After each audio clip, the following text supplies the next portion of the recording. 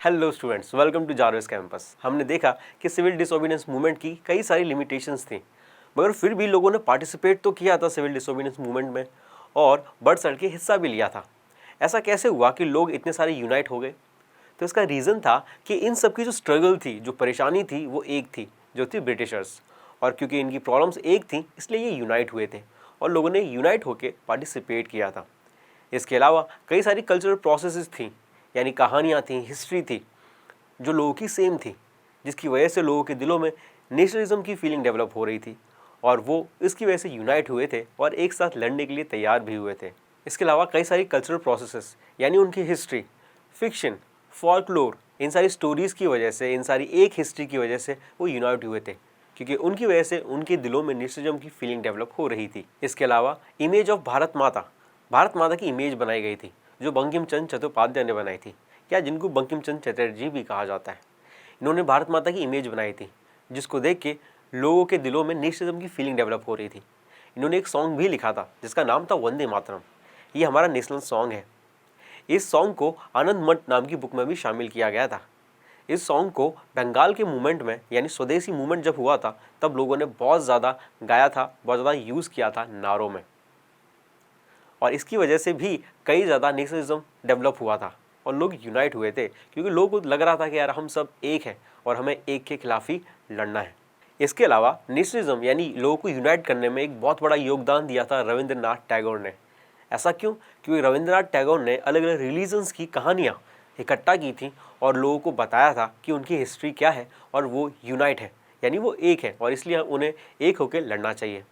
इसके अलावा नतीशा शास्त्री, ये मद्रास की एक बहुत फेमस राइटर थी और उन्होंने 4 वॉल्यूम्स लिखी थी एक बुक की, जिसका नाम था the history of southern India, जिसमें उन्होंने मद्रास की हिस्ट्री लिखी थी, वहाँ की कहानियाँ लिखी थी, जिनको पढ़ के लोगों के दिलों में नेशनलिज्म की फीलिंग डेवलप हुई थी और वो यूनाइट हुए थे। इसके अलावा उसी समय पर ट्राई कलर फ्लैग भी बनाया गया था, जिससे लोगों को लग सके कि वो एक ही कंट्री को बिलोंग करते हैं।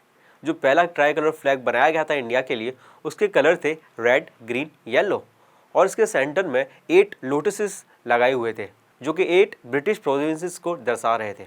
इसके अलावा इस फ्लैग में एक क्रिसेंट मून भी था, जो हिंदू मुस्लिम यूनिटी को दर्शा रहा था। फिर इसके आगे जाके गांधी जी ने एक नया नेशनल फ्लैग बनाया था, जिसमें उन्होंने रेड, ग्रीन और वाइट कलर ऐड किया था और सेंटर में उन्होंने चरखा रखा था, जो ये बता रहा था कि हम सेल्फ सफिशिएंट हैं, हम सेल्फ रिलायंस हैं, यानी हम खुद पे निर्भर हो सकते हैं, हमें किसी और के ऊपर या ब्रिटिशर्स के ऊपर निर्भर होने की ज़रूरत नहीं है। और इस ट्राई कलर फ्लैग से भी लोगों के दिलों में काफ़ी ज़्यादा नेशनलिज्म डेवलप हुआ था और लोग यूनाइट हुए थे। इसके अलावा जो फैक्टर था वो था री इंटरप्रिटेशन ऑफ हिस्ट्री, यानी ब्रिटिशर्स ने क्या किया था कि हमारी हिस्ट्री को ही बदल दिया था।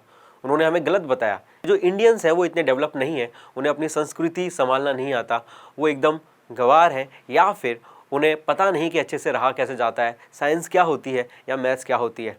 हमको बताया गया था कि भाई हम जो लोग हैं, जो इंडियंस हैं, वो काफ़ी बैकवर्ड है, मगर ऐसा नहीं था। और इसी के लिए जो हिस्ट्री थी उसको वापस दोहराया गया और लोगों को बताया गया कि इंडियंस काफ़ी ज़्यादा डेवलप है, चाहे वो मैथ्स हो, चाहे साइंस हो, चाहे वो डिसिप्लिन के मामला हो, या चाहे वो डेवलपमेंट का मामला हो। इंडियंस पहले भी आगे थे और आगे भी होते रहेंगे। और इससे लोगों को पता चला कि अच्छा, हम इतने बैकवर्ड नहीं हैं, हमें गलत बताया गया है और हमारी जो हिस्ट्री है वो काफ़ी ज़्यादा ग्लोरियस है और हमें हमारी हिस्ट्री को वापस दोहराना है, हमें वापस उतना ही डेवलप होना है। और इसलिए लोग यूनाइट हो रहे थे और लड़ रहे थे अपनी आज़ादी के लिए। तो ये कुछ फैक्टर्स थे जिसकी वजह से जो इंडियन पीपल थे वो यूनाइट हुए और ब्रिटिशर्स के खिलाफ लड़ने के लिए तैयार हो गए। भले सिविल डिसोबीडियंस मूवमेंट जो था वो फेल हो गया था, मगर फिर भी एक बहुत बड़ा मूवमेंट था सिविल डिसोबीडियंस मूवमेंट, जिसमें लोग यूनाइट हुए थे और ब्रिटिशर्स के खिलाफ लड़े थे। मगर अभी एक मूवमेंट बाकी था जिसके बाद ब्रिटिशर्स ने इंडिया छोड़ी थी। वो मूवमेंट कौन सा था, देखेंगे नेक्स्ट वीडियो में। Thank you.